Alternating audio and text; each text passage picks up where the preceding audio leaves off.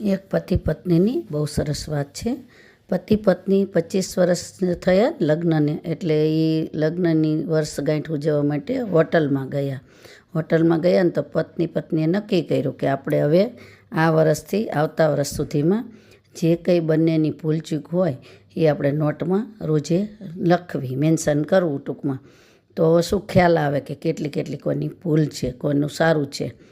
તો પત્ની પછી 25 વર્ષ પછી પાછી વર્ષગાંઠ આવીને તો બે જણા હોટલમાં ગયા ને તો તેમને પૂછ્યું કે તમારે વર્ષગાંઠમાં શું એમ કે શું લખ્યું હતું. તો પત્ની એક પત્તામાં લખ્યું હતું કે તમે તે દિવસે મારું ન માન્યા, મને ન ગમી, એક દી શર્ટ ન પહેર્યો, ન મને ગમ્યું, એમ કરતાં બધી ભૂલો આખી ચોપડીમાં હતી. પછી